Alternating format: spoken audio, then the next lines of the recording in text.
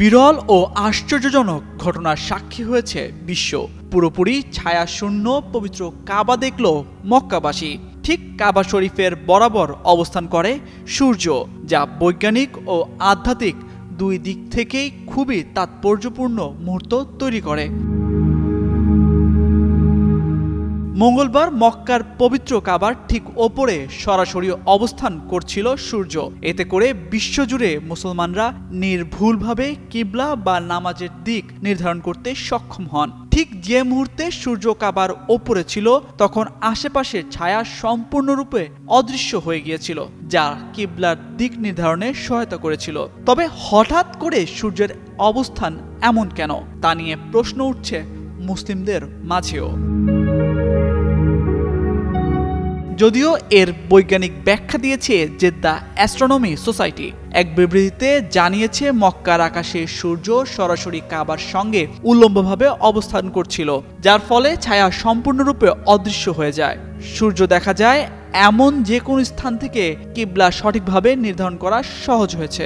সূর্য যখন কর্কট ক্রান্তি থেকে দক্ষিণ দিকে এগুতে থাকে এবং প্রায় 21.4 ডিগ্রি উত্তরে মক্কার অক্ষাংশ অতিক্রম করে, তখনই ঘটে এমন ঘটনা।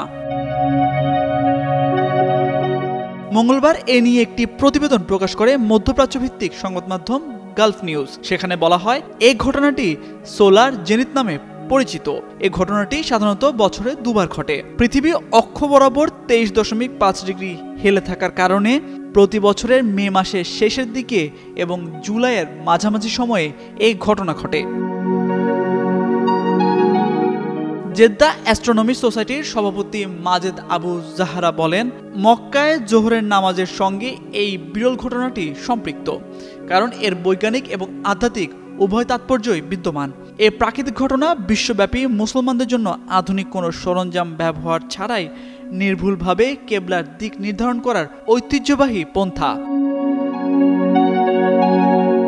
সূর্যোদয়ের সঠিক সময়ে তারা কেবল সূর্যের দিকে মুখ করে মক্কার দিকে তাদের নামাজ নির্ভুলতার সাথে পাঠ করতে পারেন। জ্যোতির্বিজ্ঞানীরা এই সারিবদ্ধকরণকে জেনিথ পয়েন্টের কাছে বায়ুমণ্ডলীয় প্রতিসরণ পর্যবেক্ষণের একটি মূল্যবান সুযোগ হিসেবেও দেখেন। এই ধরনের পর্যবেক্ষণ সৌরজগতের অবস্থান এবং বায়ুমণ্ডলীয় পরিস্থিতি সম্পর্কে আমাদের ধারণাকে আরও স্পষ্ট করতে সাহায্য করে। তামজিদ মির্জা, যুগান্তর নিউজ।